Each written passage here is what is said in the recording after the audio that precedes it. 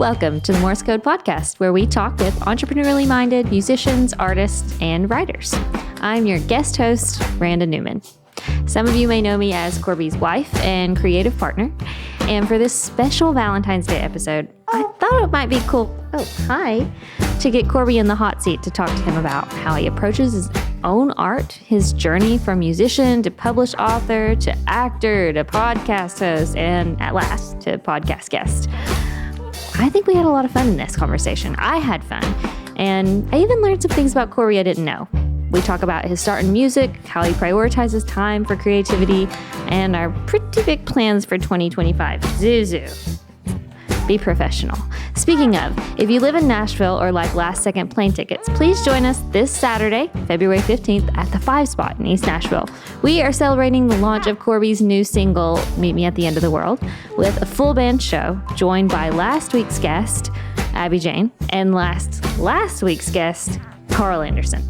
Ryan Rada will be doing some live immersive painting during the event, and we'll be screening what I like to think of as my project, the music video for Meet Me at the End of the World, directed by one hot talent, Mila Villaplana. Okay, look, Teds. Korby and I have been married for 3.5 years, and while it's been great having a front row seat to the way his mind works, his passion for bringing ideas to life, it's a shame he wasn't able to really hit on all cylinders until I got involved, if I do say so myself. I hope this conversation inspires you to push deeper into your own work, whether you're a full-time professional or just starting out on your own creative odyssey. If you like this episode and would like to support our family, including our newborn baby Zuzu, please like and subscribe. Now here's my conversation with Korby Lenker. Korby Lenker. Randa. Lenker? You know what? I don't even know myself. I still can't pronounce it. It's been almost 4 years. Maybe for our 20th anniversary, we'll have it down. Welcome to the podcast. Oh, thank you. Thanks for having me. I've been me. wanting to get you in the hot seat for many months, episodes now. It looks completely different from this side of the room. It's kind of crazy. I thought it would be cool to interview you, to let people know how you got here, how you went from musician to writer to actor to podcast host and everything in between. I'm just going to say this from the outset. It's going to be really hard not to call you Toots in this context, but I'm going to try to keep it profesh and say that when you say those things, all those things in a row, it just makes me want to roll my eyes. So I don't know what that means about me. Refrain from rolling your eyes. And I'll just start by saying this, not as from wife to husband, but from artist to artist. Fair. Something that attracted me to you in the very beginning was your writing. So somehow I got signed up for your email list. I think that maybe you got my email and put it on your list. Anyone who ever sends me an email, I'm sorry, but you're on the email list. And I was like, I'm getting emails from that Korby Lenker guy who was an extra in his webisode. And now I'm getting emails. So, and I opened the first one. I was like, oh, this guy's, he can write. He can like kind of make me feel things. And so I really admired you from afar. Wow. Just as a writer and just kind of, you're putting yourself out there. So I wanted to say that. I also had to go into your Wikipedia page to find out a little more about the Barbed Wire Cutters and your start in music. I know I've heard you tell the story, but I thought you could tell us a little bit about kind of how you got started in music. Well, I don't know exactly. And I will say that I grew up in a house with no music, except for the instruments that we were told to play. And that's to say, what were those instruments? I played piano growing up. Okay. And that appeared in my life when I was 8 years old. My parents, I think part of their sort of idea of being good parents was to make your kids learn an instrument, which I'm really grateful of now. And so they sort of arbitrarily assigned me piano and my brother Keegan the violin. So he took Suzuki method and I had private piano lessons for probably 7 or 8 years. I should be a lot better. But I do remember okay, so that's the one part. There's music in the house that we played, but my parents had no relationship to pop culture at all, and really still don't, as you kind of have gathered perhaps. So we went to church a bunch growing up, twice on Sunday, once on Wednesday, every week of my life. And, but I think that one of the upsides of that is that you just sing a lot because that's what you do. At least it used to be that way. Now, like kids singing to cassette tapes and a bunch of people with microphones up on stage. That's fine, to each his own. But when I was in Twin Falls, where we grew up, for most of my childhood, it was just like a lady at the piano and an organist and a bunch and hymn books. And so you just, sang out of the hymnal. And I kind of liked it. I liked the singing the notes.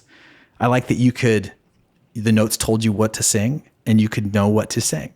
That was kind of like a little piece of magic when I was a super little kid. Did you find that you had a natural affinity for the piano? And how did that spark your relationship with creativity? Great question, Randa. Let me think about that. So in the piano lesson, I didn't know this until years later. And this is, a story a parent tells about their child. So grain of salt. But we would have a recital for the piano lessons once a year at the First Assemblies of God Church down there on Shoshone. And my dad told me this years later, but his friend from the community told him that he never missed a recital with that piano teacher because he just loved to hear me play. And I think that if I may turn the magnifying glass on myself and think about what it is that I do maybe well as opposed to not. I'm not a very technical minded person. Correct. But I think I do everything with a lot of heart. And I have since I was a little kid.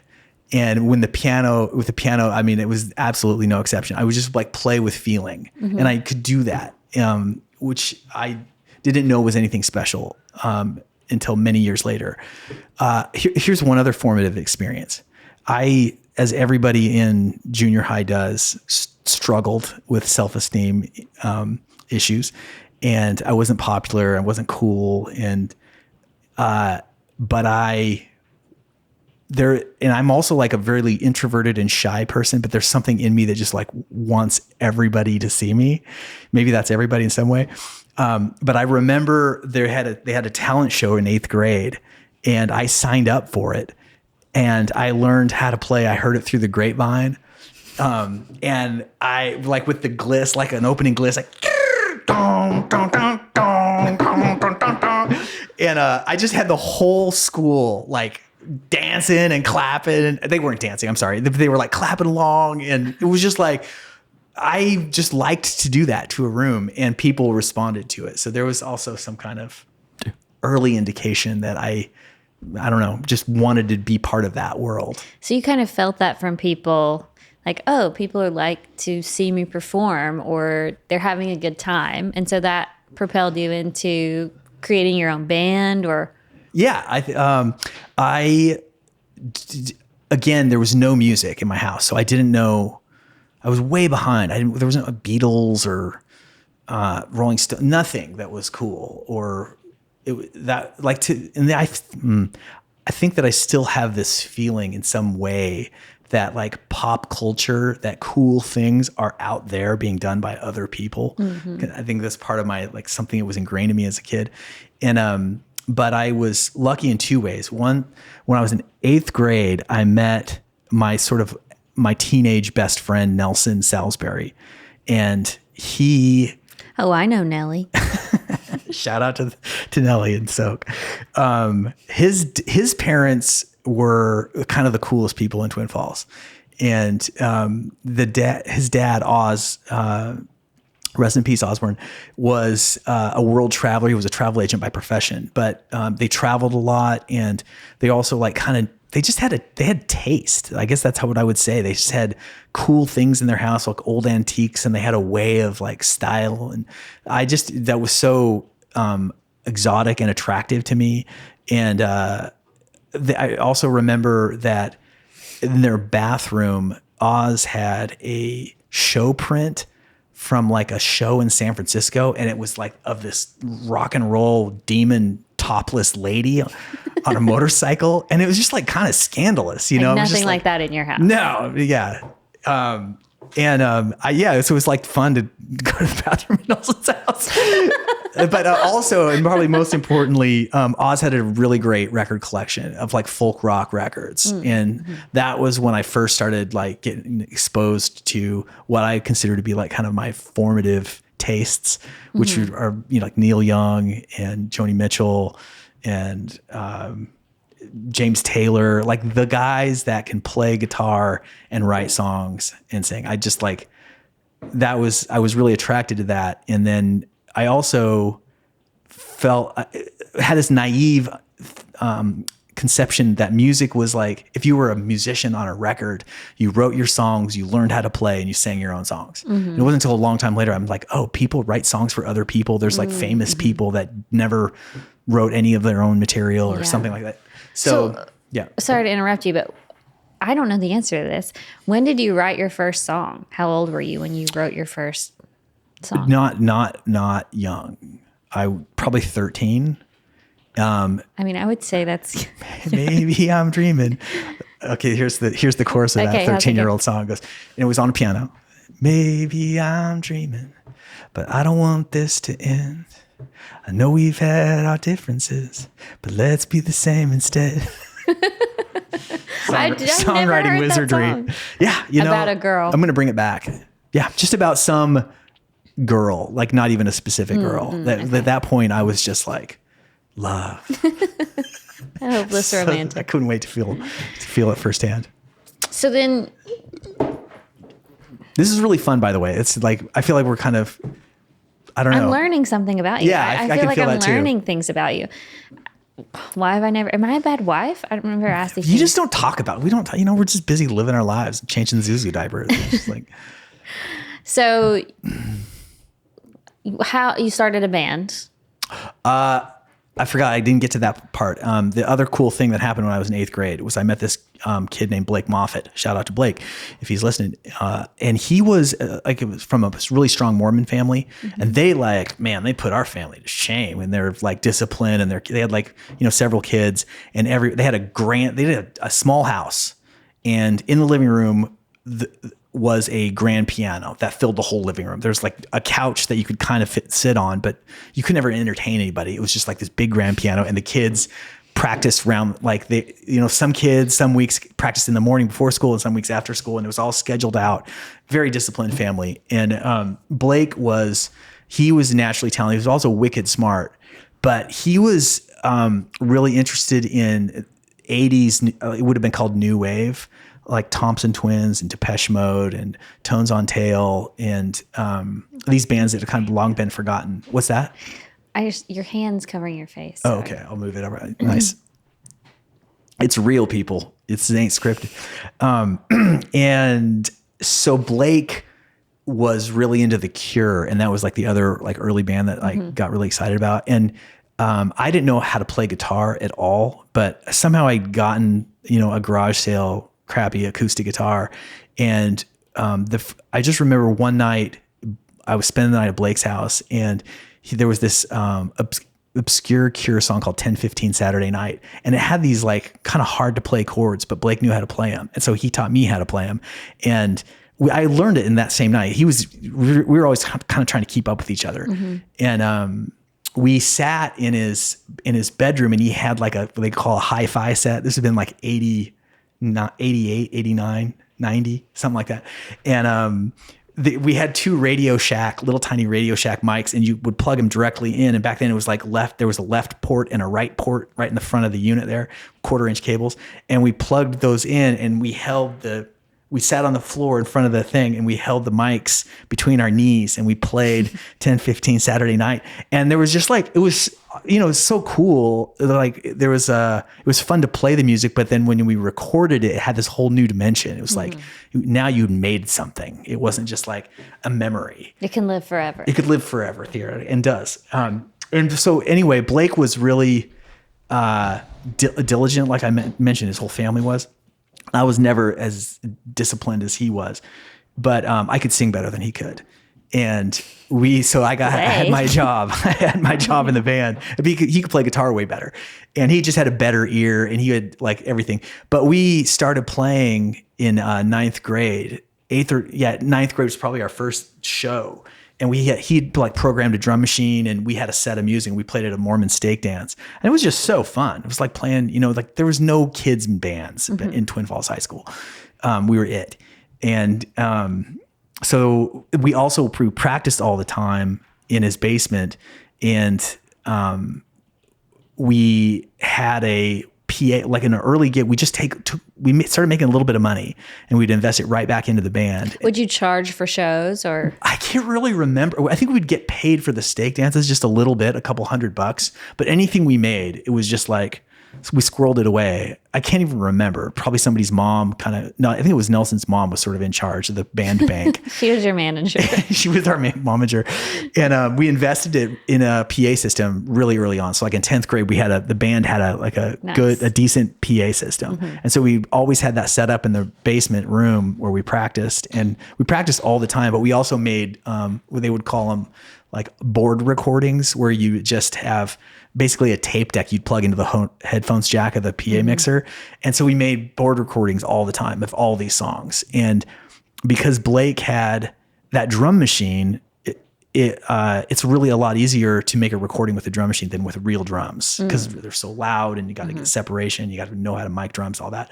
But with a drum machine, he would program the songs out, and we would play them exactly the same way. And so I have the tapes that we called ourselves Clockwork Orange. We started playing all around the Magic Valley. From the movie? Yeah. And from the movie. And we just had like kind of a little thing going when I was in junior, probably freshman, junior, just high school. Yeah. And then the last formative thing that really ruined my life and sealed the deal was when we were in 11th grade. There was a battle of the bands dance at the high school, and there was a sophomore band and a junior band. We were at Clockwork Orange, and there was a senior band. And the senior band, they were like the cool kids in the school, the partiers, and like they had all the hot girls, and they just played like Steve Miller kind of like party music. The Joker. Exactly. I mean. You get it.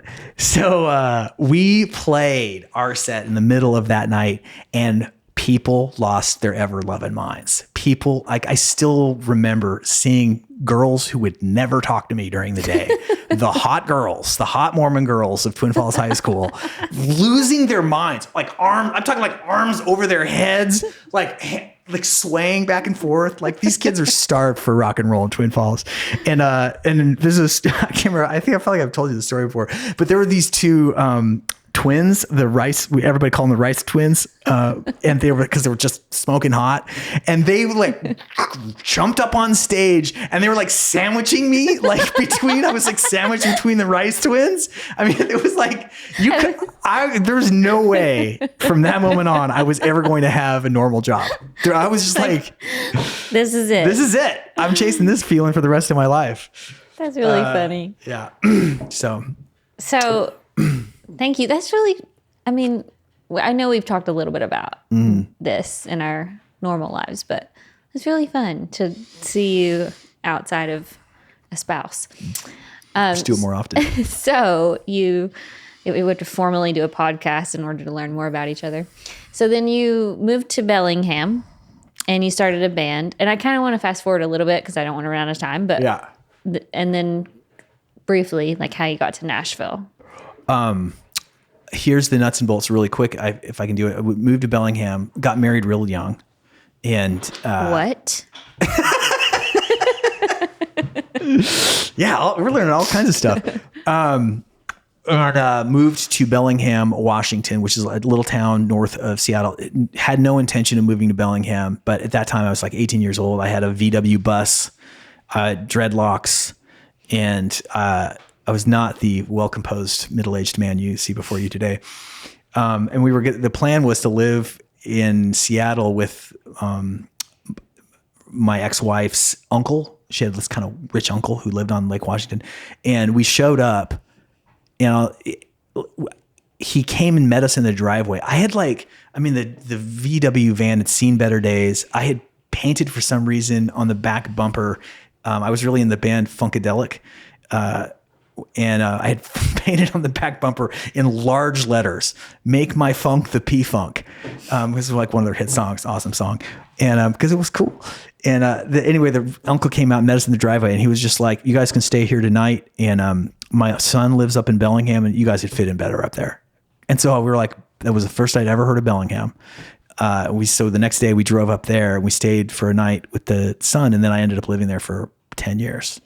Wow. And then in that time I was in college, and at this time also I was just like full of ambition and wanted to be a rock star. Wanted to just have more Rice twins dance with me.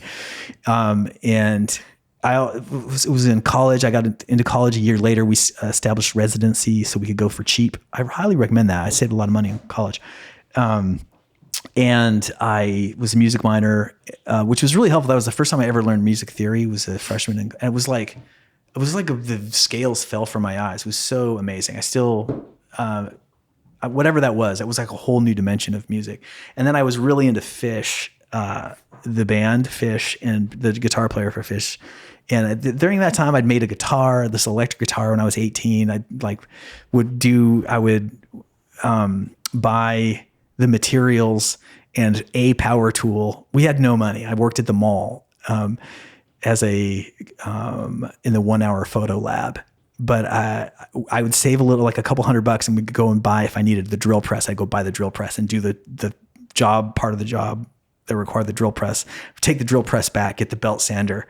I did this so it took me like a year, but I made this electric guitar. It's actually at Nelson and Soak's house. And I got really into Fish and studied guitar solos, and I would just like transcribe Trey Anastasio guitar solos. This is going, I'm trying to go faster.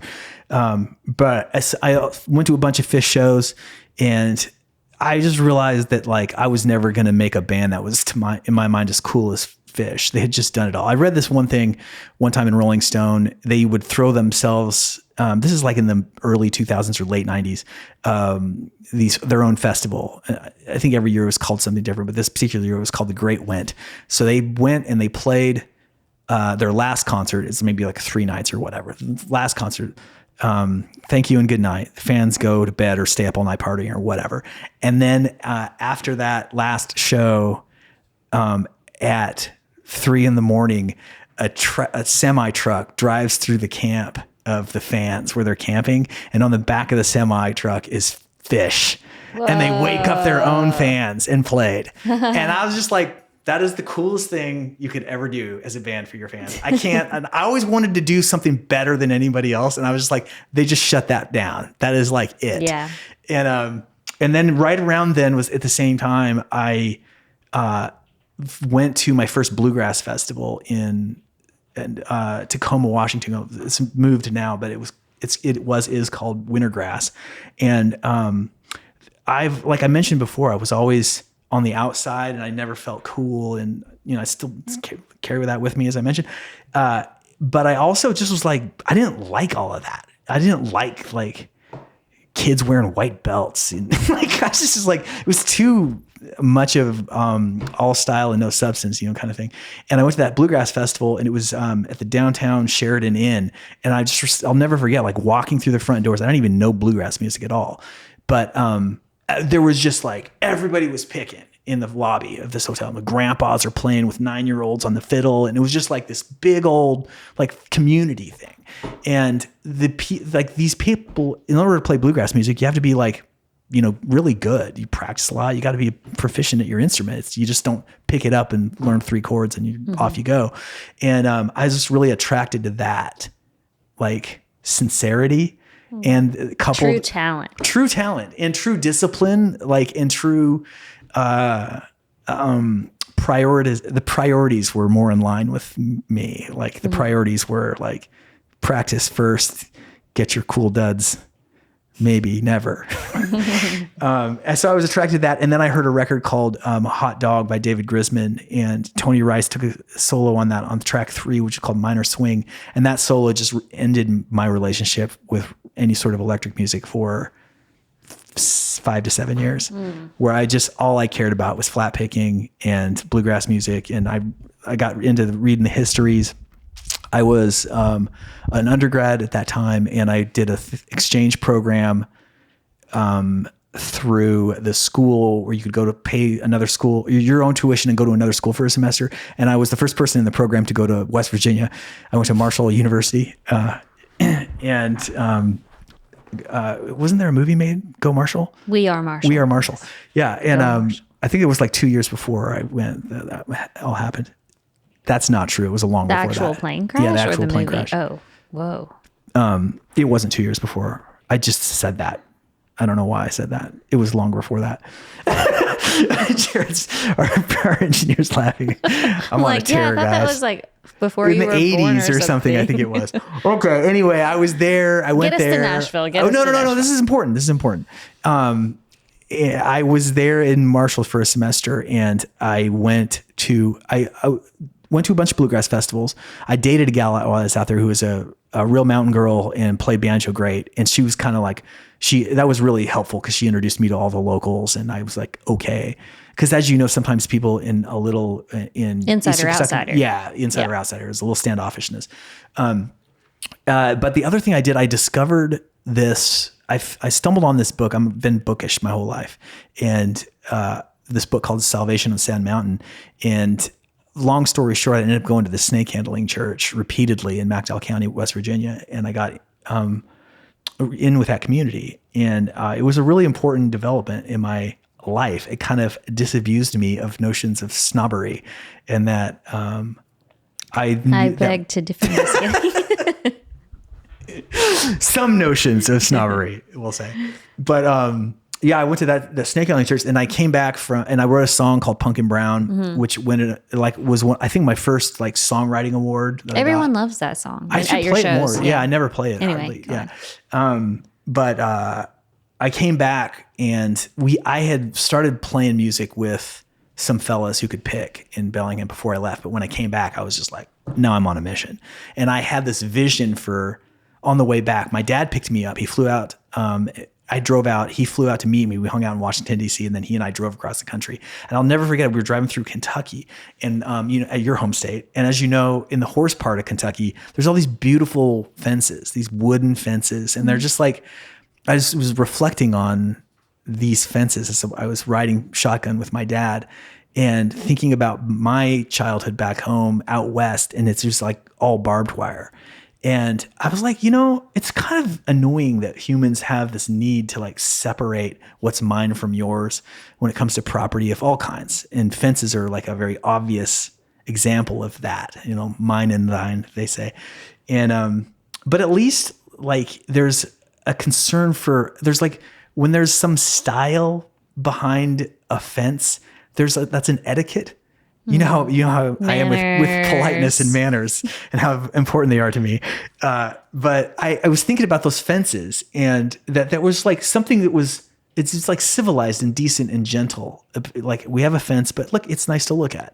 But in Idaho, where I grew up, it was just like the barbed wire was like the meanest, the most straightforward, no pretenses made, to just say, stay out, and I was like, I don't like that. I just want to be part of something that is gentle, I guess. And so I had this vision for this band name come in my head, and I was like, we're going to have a bluegrass band, and it's going to be called the Barbed Wire Cutters. Wow. I didn't know this. Yeah. I've never told this story in 25 years, probably. That's so cool. And it also was kind of nice too, because I've always had a little bit of a antisocial streak in me. I went to Earth First rallies when I was really young. Earth First was like a little bit like Greenpeace on meth. I can kind of arrive at my own conclusion about what Earth First is. might mean. I never spiked any logs. I think that's just abhorrent. But I was a bit of a rascal, and there was a strong rascal streak in Bellingham, Washington. A lot of back to the land types, environmentalists, and so there was kind of the Barbed Wire Cutters kind of had like a little bit of a not sinister, but civic disobedience side to it too, sort of inferred. But anyway, that band was what I did for 5 years, really, in Bellingham, and it was it was a really awesome experience. I learned a lot. We traveled a bunch. There's still to this day, I will never think that solo artists are better than bands. There's just bands are so awesome. They're just so delicate and fragile and fraught.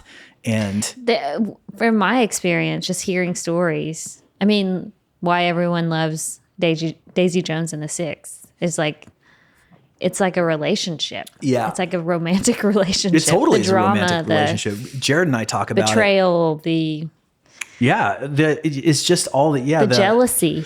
Totally. All of those things, and everybody has to like surrender some part of themselves to make it all work, and it comes at a price. Compromise. And then if the band gets successful, then you have this like the stakes rise. You have more like the band Barbed Wire Cutters, for whatever reason. Well, I can tell you the reason. We hit regionally, we'll say, and we were famous in Bellingham. But that was because we played our first show. And this has also been me from day one is if I can learn 3 songs, I'll schedule the show for a month later and just be like, we have to learn the rest of the set. I mean, we just have to, there's the set, and in the meantime, be promoting it. I mean, kind of what we're doing now with all of our stuff. I just am like, just create a deadline, create an obligation, and then you will rise to the occasion. And so we played our first show at the Boundary Bay Brewery in Bellingham. And I think it was like a week or a month later, the Oh Brother movie came out with the soundtrack, and it just really changed the music industry for a decade almost in terms of just like exposing a whole new generation of bluegrass music. And at the time, we were like the only young kids doing it. And so it was just sort of a perfect timing thing. And there were a couple guys in the band that could really play, and I could never really play, but I could like sing, and I could run the show. I could, right? Yeah. Did you say hang? Hang. I can hang in this. Yeah. I think I'm a bad hang because I'm always like, the next show. Here's a handbill, sir. The live show for the Barbed Wire Cutters was really something special. There was some amazing nights that we had, and that's what really, I had such a great relationship to live music and live performing because of that band. And the Rice Twins. There were some versions, I'll tell you what, that was a long time ago now. Well, that's really cool. Sorry, that was not short, but. Well, I asked. You asked. I thought maybe you could play a song for us, a deep cut. Whoa, a deep cut. Yeah. It won't be a bluegrass one. Not a bluegrass one, but like a Korby Lenker. Sad. An OG. A nice, I love that sad music. Melancholy. Cool. I'd be happy to. Okay. Maybe you could set sing it up. You could sing it with me. Is there anything else you need from me? Do you want to set it up? Where did the song come from? Yeah, I'll set it up a little bit. I'll say this. Here's one thing about the thing that I didn't like about the bluegrass shows. This is just, I'm, whatever, just hard on sleeve here. Constructive people would feedback. Dance at the shows, and I was just like, why are these people dancing? They should just be sitting in chairs. They should be watching the stage. And you love a listening room. And I do love a listening room. I noticed that was another thing about the bluegrass thing that I liked a lot. It was just like people, like a bunch of people sitting in rows, like they're really enjoying it. Their heads slightly nod. Up. Yeah. But I also noticed that I really like sad music. And we didn't even talk about this, but while I was in the bluegrass band, I was also writing lots of songs. And those, maybe 1 or 2 of them would be kind of in the bluegrass space, but most of them were just kind of songs I liked. And a couple of them I still play from that time. Most of them I've long forgotten, but this I wrote later after moving to Nashville, but not much later, because I've been in Nashville a hot minute, but it's definitely in that space. Era. Yeah. The song is called April May.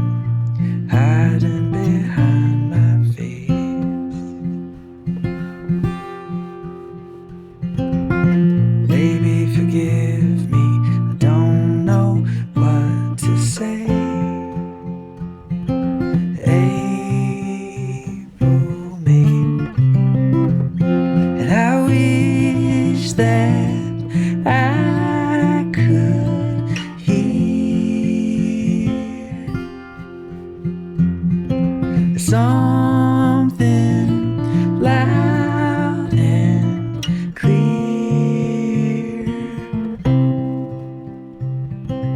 Anything.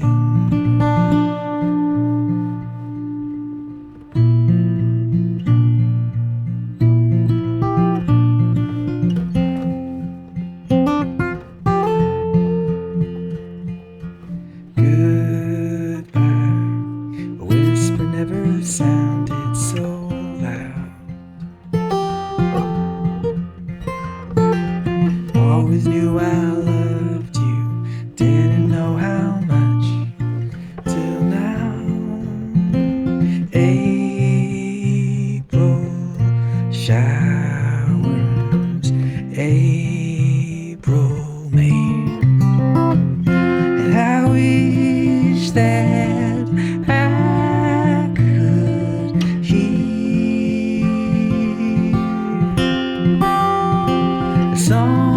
something loud and clear.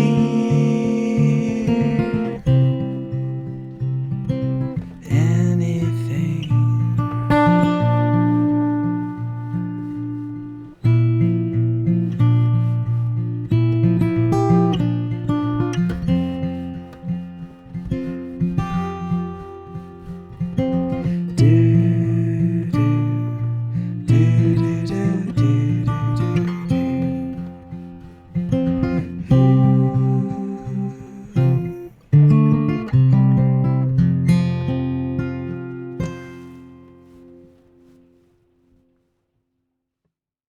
That was really beautiful. Well, thanks for singing with me. That was I love hearing you play and sing. Thanks, son. Yeah. I mean, honestly, can I say something? Yeah. That's so important to me. And also, you do something that I've never met or in a relationship in terms of like I don't even know the words how to put this, but I can tell that this is really dumb to say out loud. But I'll say it. We can take it out. This is what thank you. You can always take it out. You respect me as an artist. I do. But you're not up my butt. You know what I mean? You're not no, rice. I'm not. You're not Rice Twins. I'm not sandwiching you. You're not sandwiching me, Beyonce. You're not fangirling me. There's none of that at all. There's mostly just like. Well, I respect you. I think that what you do is great. I think that you have a spirit and an energy that attracts people, me included. Mm. And it makes people hopeful, you know? I think that's why you're able to act and write and host a podcast and people respond to it.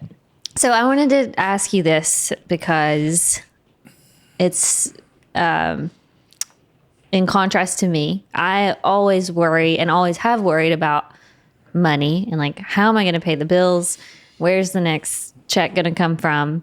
And with creativity, as you know, it's hard to be an artist and also not make money or bills a priority. And so through your time, like making your band and touring and moving to Nashville and all that, how do you put creativity first? Maybe this is for other people too. How do you put creativity first and not worry about paying the bills? Great question, Randa. And it's, now that we're fabulously wealthy, it just seems like a distant memory to try to figure this out, how to answer it. No, I think that part of it is extremely low overhead. That's what I did my whole career. And that was because it was very important to me to have a creative life. And to me, I equated that with freedom. I wanted maximum amount of freedom, even if I had to have a straight job, which I've done several different times in my career. But I would do, even in the context of having a straight job, I would just gravitate toward the most menial jobs. Like I just would not devote my brain power to something that would like make me more money. For instance, like the valet parking job was ideal for me because I could sit on the curb and daydream all day. And there was also something about that job in particular that was attractive to me. And I still don't quite understand this, but I'll try to say it out loud. Is that job you were paid in dollar bills basically at a time, sometimes a 5, once in a while a 20. Valet parking. And at the end of the shift, you divvy it up between everybody, and then you go home with a stack of cash. And even it wasn't very much cash, but it was like so tangible. And I was like, that was really attractive to me. Like I could go home at the end of the day and be like, I earned this money. This is how much I did today. And it's, whereas, getting a direct deposit stuff is just like a little bit more out there. I just couldn't, there's something very tactile about that kind of thing. And then, so when I started touring again, that all happened after I moved to Nashville and was so poor and had no job. And that's why I had to get this job. But then after about 3 years, things started picking up again. I won a few song contests, and that made it so I could tour like the house concert scene in like Texas and all over the country. Which is so cool, by the way. You've gone, you're my ride or die on the house concert scene. I had never been introduced to the house concert scene prior to you. Yeah, it's a whole thing. It's a whole thing. There's a whole circuit. There's a whole circuit. Anyway, sorry, we can get into that later. Yeah. But I got to do. What advice? Oh yeah, totally. Thank you. What advice do you have for people who want to put their creativity first? And don't get anybody pregnant. First of all, I'm serious. Like this is for. I mean, like when you're young, because if I realize that we have a baby women now. that are artists, so also don't women don't get other women pregnant. I think that having few responsibilities is key. I mean, this is like a no-brainer, obviously. And then being willing to be satisfied with less, with nothing. Like, I mean, most of my life, I've had a guitar and a room. Like a lot of times I just had a room on planet Earth in which I could just do whatever I wanted. And that was fine with me. Like in that room, it was just pure freedom. That room plus time, plus an instrument and maybe a way to record it was so fun. And I was never, even though I would be depressed a lot and stuff in the way that I'm melancholy in my personality, but it was just so fun to make stuff and art. And then have the other attractive thing was just to have a community that was really challenging. It was really fun to live in Nashville and how mean it is here and how impatient everyone is and how it's just like there's so much talent. I enjoyed that. And even though I don't think I fit in the Nashville scene very much, you know this, all my friends are kind of like fringy people who are kind of doing it their own way. But that was one of the things you learn when you come to a place like this is you're like, how do I fit? Or if I don't fit, what is my way? You have to learn or else you go back home. And a lot of people do. So the priority, but this is annoying to you to this day at times when we fight, sometimes it's been because of my priorities and you're feeling like, they're misplaced. I don't think that's true. No, I don't think misplaced is, I was trying to be funny. I never judge your priorities. But I know that I tend to, like when we were first married, we had like a fight around bills and stuff. And you're just kind of mad because you just felt like you had to take care of all the bills, like you had to, like, even if I was contributing just the tasks. administrative side of like actually paying the bills. And, I was just like, I was in my clumsy way was just like, I'm happy to do it. And I have done it my whole life. I'm a 40-something-year-old man who's managed to not be evicted ever. But I won't do it the way that you might like it. I do it in my own lax days. I remember the time that our power got turned off because I forgot to pay. That was a low point. Oh, yes. Right before I had a meeting. Yeah. The Zoom, and all of a sudden the power was shut off. Yeah. There was some tension there. That was bad. Yeah. But so I don't really know how to answer this question. I will say this though. Okay. I am more uptight. I'm just going to speak about my own experience. I grew up where the power was cut off at our house. I mean, and that meant we didn't have the money to pay it right away.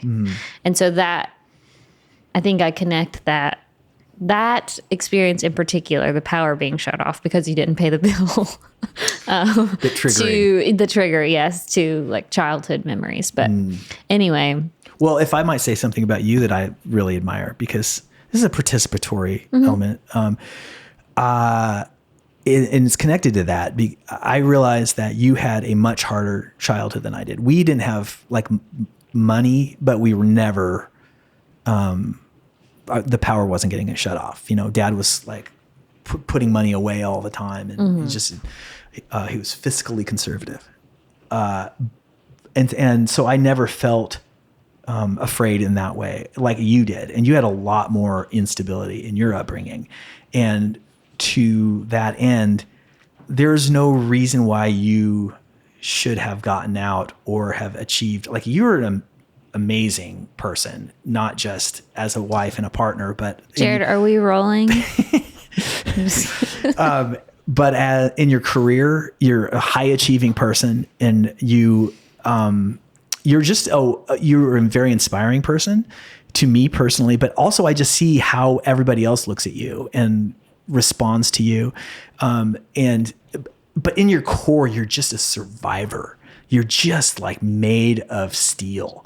And I am like, I want that. Like, that was really attractive to me in like a mating partner sort of thing. I like wanted my kids to have my wife's like steel spine, like her pluck, her like never going to give up, her never make excuses, her be the first one in and the last one out, be the smartest person in the room, the hottest person in the room, obviously. So that was like, but here's the other thing that you do that I just could not do in a million years. And this was when I was really like, I fucking love this girl. I want to be around this girl. Is that you're so bossy, but you do this thing, and it's like a weird magical thing where you just tell people what to do and they just do it. But hold on a second. And this story that I point to is when we were in acting class during the pandemic, they were just kind of like, William had just fired it up, and so it was like we're all spaced out together. But somebody said something kind of idly about like how fun it is to float the harpeth, and you were like, "Let's do it this Saturday." And everyone's like, "People are like, yeah, that sounds great, cool." And you're like, "No, what are you in Saturday?" So you went like pointing fingers and around the room, and like everyone was like, "Oh, yeah." And I think every single person showed up. Like in 5 days later. That was so fun. And it was so fun. We all had a great time. And you like have this amazing gathering power that is, I do not have in a million years. And it's one of the things I really admire about you. Thank you. I love gathering. I love hosting. Wish we had a bigger space to do that one day. But as we always talk about, our greatest assets taken too far become our liabilities. So I know that sometimes in our relationship, or even in, producing something, I can get kind of bossy and, take it too far.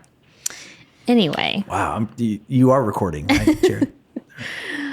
The other thing I wanted to ask you was about parenthood. And I know that our time is more limited now. I know we're just over 8 weeks in, but has that in any way changed your relationship to creativity, or you're not sure yet because we're just kind of have our toes in? Yeah, I'm sure I'll have a better answer at a later date, but I have an answer now, which is yes, obviously. I mean, one of the things is you don't have as much time, and also there is a way more increased sense of pressure to make it pay in some way, shape, or form. The stakes are higher, and you mean money, not like. Yes, I mean money. I need to make money. Not like a figurative, like, let's make it pay, but. Yeah, let's make it freaking pay. And so there's that piece that feels like stronger. There's also, I mean, we have a really unique relationship, I feel like, in the teamwork side of things. I feel like every moment I'm out here, I'm sort of cheating time in a way, because you're inside with Zuzu, who's maybe throwing a fit, who knows? And I'm sitting here and it's so peaceful and quiet, and I can hear the sound of the rain on the roof right now. It's just, who wouldn't want to be in here? So that feels like more pressure. I think that over time, as an artist, and probably this happens to everybody, but there is just a gradual or sudden ratcheting up of the need to make your art pay on some level. And like I mean,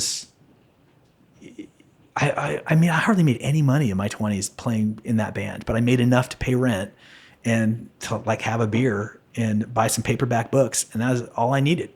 And then when in my 30s, like you have a little bit more expenses, you're paying your car insurance, like I didn't have very many more, but I did have more, but I just was able to make it pay enough. The house concerts, and sometimes a sync would come through, or just like whatever, it would just work out. And but if like those things wouldn't have fallen into place, I would have had to, just work a straight job indefinitely or whatever. And that would have been fine. We've had guests on this podcast who are great artists who have straight jobs. But like, so now in my 40s with a kid, just definitely like, even more so. But at the same time, and this is the huge but, this is like the thing. Maybe this is the answer to your last question. It's like gonna be okay. It's gonna be okay. And it's nice to be where I'm at in my age and having like lived through it all in whatever unglamorous fashion or glamorous at times. And at the lowest points, and there've been many, I got through it, and I was like, and I sort of knew that going into it too. I was like, whatever I do, I might skip some meals or sleep in my car, but I won't die.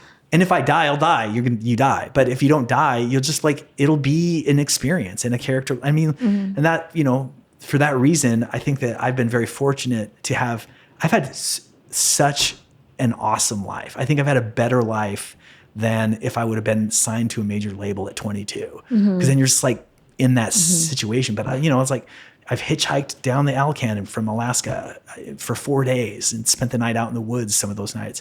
I've like got deported from England after spending the night in jail for not having my paperwork in order. They take it real seriously over there.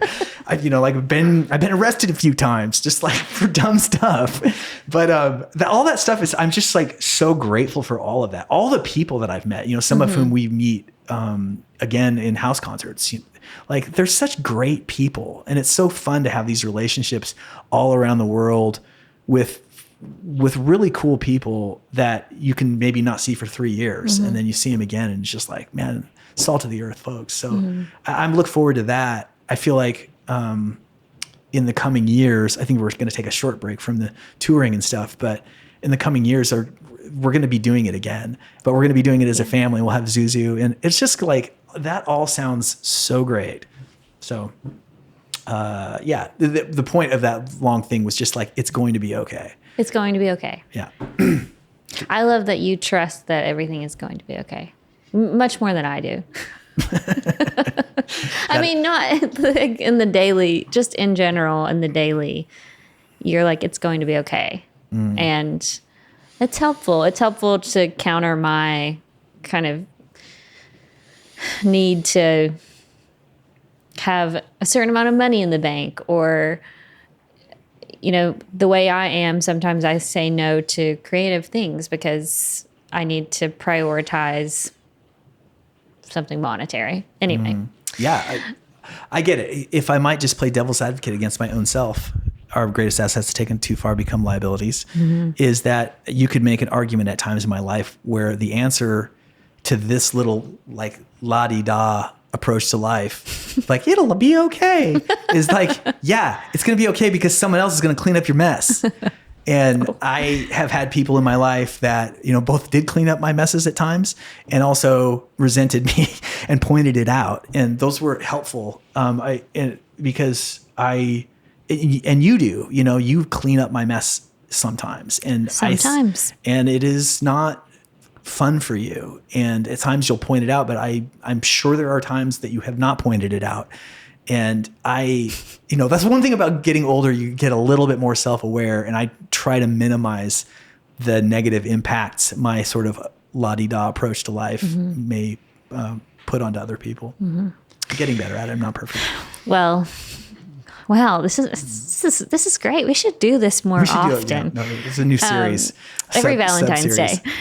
I also, so kind of pushing all of that aside, I want to talk a little bit about this year. And, you know, we had a meeting about this year and music. And I said, I think you need to prioritize music because you're really good at it. And you love it. So yeah, I do love it. So we set out kind of a plan for the year. You're going to release 4 singles. I'm kind of your manager right now. I don't know. And we just shot a music video for a song that's really special to me. And we can talk about why later if you want to. But I wanted to ask you, like, what are you most excited about this year? And what can people look forward to? That's a great question, Randa. And maybe in answering that, or like a pre-answer, I might say that I feel a little bit surprised at our collective renewed vigor in terms of my career. Because we just had a baby and we've been trying to have a baby for 2 years. And then so all of last year, I mean, most 9 months of last year was sort of leading up to that time, and with all the uncertainty that surrounds that. And then at the same time, our big project previous, Morse Code, the TV pilot, which you produced, which would not have happened without you. It kind of like, it seems like the appropriate time to sort of set it aside. And then there's like a what next question. As you know, I've been working on a novel, and nearing the end of the first draft, though I feel like that is so far down the line that's not even worth talking about in a certain sense. And there's another piece of that, which is in our earlier conversation of like making things pay. I'm so aware of what has the chance to make any money and what totally does not. And I noticed that the kind of books that I like in the world of literature that I participate in does not make anybody a lot of money. We're not talking about Harry Potter. You know, it's Eat, Pray, Love. Eat, Pray, Love. I loved Eat, Pray, Love. Honestly, Elizabeth Gilbert, Eat, Pray, Love. Fantastic writer. Love her. I wish she were on the pod. Maybe I'll get her on. Elizabeth. But so the novel's not going to make any money. I mean, and barring the unforeseen, who knows? Let's not rule anything out. It wins the Man Booker Prize. All bets are off. But it's also a long ways away. So anyway, I don't even know what that is. Go ahead. It's so there's this music side of it, and I was like, the music business to me, I think that when I set it aside to make Morse Code, when we first started hanging out, I sort of like let it all go. I just was like, okay. I'm not going to try to like boost my Spotify numbers. I'm not going to try to just like, I hate living in the metrics of all of it. All artists do. But I was just like, okay, it's embarrassing every time I would check my Spotify and I'd see my monthly listeners. I'm like, there's a guy who's not relevant, it's just like not very encouraging. But in the same time, I'm just like, I am good at music. I'm fucking good at it. I'm just know how to do it. I've done it my whole life long and I've worked really hard at it. And I live in the world of songwriting and songs. And, I've won many song contests and blah, blah, blah. So it's like, you all of a sudden just sort of I don't know, cold cocked me with this idea that we're just going to put out a bunch of singles this year. Well, you just have all of these songs that have never been recorded. And so I'm like, you spend all this time in the studio, these hours working. Can we just put them out?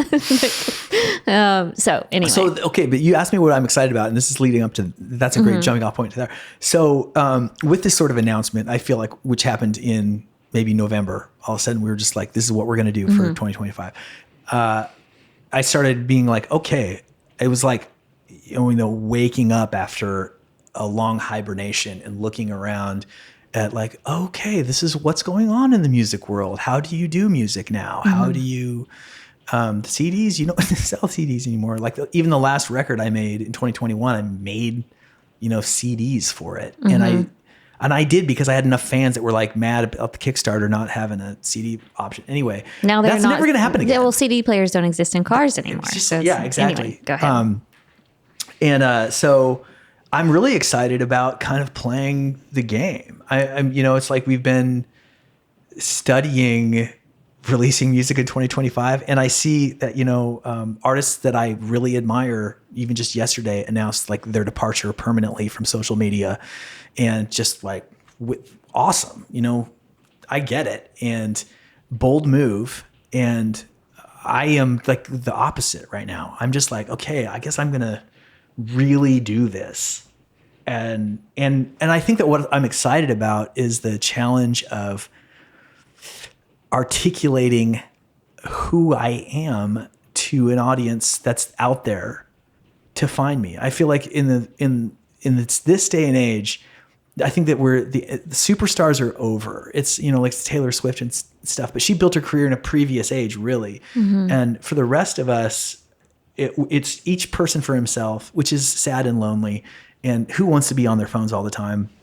Not me. But the upside of that is there's an audience for everybody. If you're good and you know who you are and you can understand that to some degree and then offer what you are and get the message across, you will have an audience. And I think that that's so exciting. I feel like what I've done my whole life anyway, as a non-famous person, I've had an audience and I've had an income because of that audience. And so on some level, I kind of know how to do it, but I'm excited about that game. I'm excited about being part of the community and using the tools that we all have. This is such a crazy device, and everybody's got one. It's like everybody has the same instrument now. You can do, if it's all about how you use this thing. That's really a unique time to be alive and an artist. And okay, so that's part of it. And the other part of it is I'm doing this with my ride or die. So we're going to figure this out. And I have, for the first time in my life, a person, and I don't even know how to separate the emotional parts of our life from the business parts of our life, but we've always done business and stuff together. But with the artist thing, my music thing, I'm a little bit crazier, I feel like, than you are. Yes. And needy. And I remember the time we had a conversation 2 weeks ago with when we were, you set up the release with Symphonic, the distributor for the new song. Yes. And I was just so, quietly so grateful. I'm sitting right beside you, I'm here if you need me. But inside I'm oh my God, I cannot even believe she's willing to sit here and sort through these pages and get the files in the right order and all of the stuff that really makes me murderously angry or very sad. And sorting out all of the digitization of IP. It's so depressing. Uploading my track to SoundCloud and it's saying this is for the new song. I'm trying to upload my own song that I own 100% of to my own SoundCloud, and it's rejected because the song "Meet Me at the End of the World" has an ownership claim by Korby Lenker. I'm like, who do I talk to? Like, I don't. But there is a way forward, and but I don't have the patience to do all of that, and that we have this thing together that we can work on is really. It's so much better to have a team. It's like everything that is a win or lose is ours. And that's very meaningful to me in advance. It just means I don't know who's going to come to the 15th show.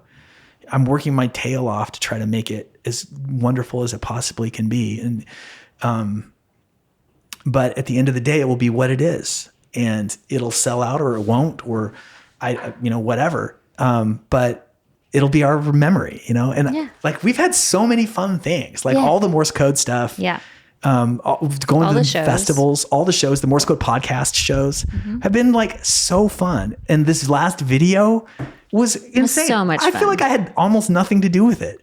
I just was like an actor in my own music video. It was great. Correct. I just showed up and I did what Mila said, and you ran that whole ship, and all those people, there's 40 or 50 people involved in that music video. 30 each day, but most of them were the same people. But yeah. So probably about 50 people. Yeah. Which is a lot of people for any indie project. Yeah. So you mentioned Meet Me at the End of the World. I did.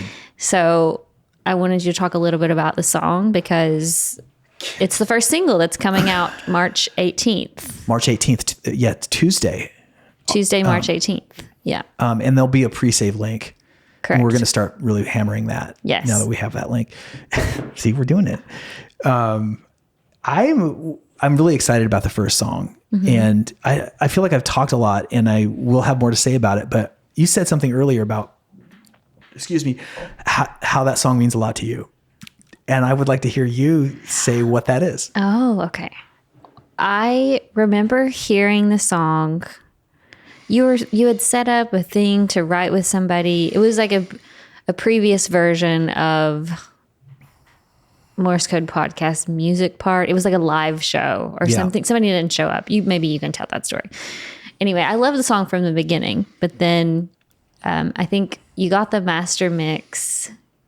For people who don't know, Korby and I had a baby December 2nd. Wonderful. We had her because of IVF, and it was kind of a challenge. I mean, a lot of people have challenges with IVF. For some people, it doesn't even work. But for this song in particular, you had just gotten the master back from Anthony. That you recorded it, Anthony DaCosta. You produced it, yeah. And with IVF, most people probably don't know, but at our clinic, they tell you when you do a transfer of an embryo that to pick a song, and they play the song, on the speaker while the doctor... I guess they tried to romanticize it. I don't know. I think it was cool. They turned the lights down a little bit. Yeah. And it's a special moment. I remember crying because I definitely cried the first time. The second time I was like, let's just do it. But you pick a song and I just kind of left it up to you both times because I was just nervous and I was like, I don't know, pick a song. And it kind of like makes me emotional. But you played the song. And Dr. Montville did the transfer and the song was playing, and I remember the nurses being like, this is really good, like, who is this? And you were like, it's me. But yeah, that was the first time I heard the song like how it is now, the master, and now we have our little baby. Anyway, it's all so special, honestly. A little hormonal, but whatever. I don't know what Mike sees. That's why it's special to me. And every time I hear it, I just think about a little girl. So tits. Yeah, it's I mean, we're on an adventure here. Like this all of this music stuff, this podcast stuff is just like one small part of our lives in a crazy way. Well, I'm glad that you told that story. And also the procedure is so fast that it's about one song long. It's less than 3 minutes for sure. Yeah, it's like, but she was there. That song was there, and now she's here. Yes. I'm very excited about everything. I don't know how to answer. I can't follow that up. Well, it's too good. Anyway, the song itself, we're really excited about the release of it, and also the music video that is going to accompany it. I mean, it all sounds. What? Go ahead. The music video. It's going to be beautiful. It's going to be insanely awesome. Yes. I mean, there's what do you call what they have at View?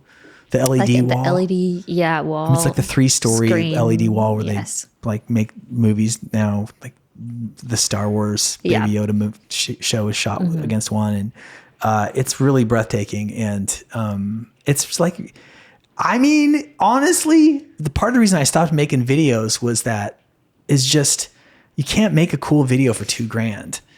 And so why bother? People do. That's a really dumb thing to say, but we got kind of addicted to making really beautiful things with awesome people. And there's no substitute for having a real DP and a first AC and a gaffer and a grip and a director and the storyboards. Yeah, exactly. And just like being meticulous and slow and giving yourself the time and then the time to cast it and then the time to rehearse it all, like with Mason and Emma doing the dance routine in this room. I mean, it's just like so many steps. And then, this is the part just to bring it back, that the end result of the music video, as beautiful as it will be, to me is sort of almost incidental to the experience of making it with all of these amazing people and the memories that we had. It's like, it's so fun to have 20 people together at the same time, all like working on one thing. That is why I want Morse Code to, be a show more than anything, is so that we can have that collaborative team effort. There really is like nothing like it. So I'm excited to be able to, I think that we're going to do more of these. Yeah. And I'm just looking forward to all of it. We have such a great community, and I just want to keep meeting more and more top shelf, talented, passionate people. I feel like I've been fortunate in my life up to this point to have had some of that access, but with you, I feel like it blows the doors wide open, and now there's just nothing stopping us. And also everything, also we're already there. You know what I mean? Like it's happening. It's happening right now. Yeah. If nothing ever happened again, I would just be like, this is awesome. And it's just a great big adventure. It's a really fun life. And I will end by saying thank you for letting me sit in the host seat. I know, it's kind of weird feeling. It's a lot of fun. And is there anything that you want to promote or like say? I think that I think that at the end of the day, the promotion side of it and the commercial side of it is always going to be a little bit, not second fiddle, but I learned like a foreign language, in that I've never known how to do it very well to promote and to make like money. I've always sort of just trusted it to work out and led like kind of heart forward. And so I think that even though I'm motivated to like, I would like for the video to win awards at Tribeca when it premieres. I would like to have the track get me 100,000 monthly followers. All of these metrics, but at the same time, I'm really excited about having more interesting experiences with artists. Like the podcast shows, the live shows have been so fun and such a clue about like taking something and not just having it be a concert, but like bringing more elements to it, make visual elements, and then bringing the book side of it. The book people are so interesting, and they don't have a stage. It's not a performative aspect to book work, but I'm like in that world. And so roping them in, and like, I'm just really excited about all of the living stuff. And I trust that it will be successful enough that we'll just get to keep doing that and growing it. That's the dream. That's the dream to me. Yeah. Till I die. Okay. Wow. I'm fist bumping my wife. That's a first. Korby Lenker, thank you very much. Randa Newman, thank you for having me. I love you. Bye. Hey, thanks for watching. Go ahead and click here to like and subscribe. You can click right there to watch another video, or click here to watch a playlist featuring songs of the Morse Code Podcast. Okay, thank you very much.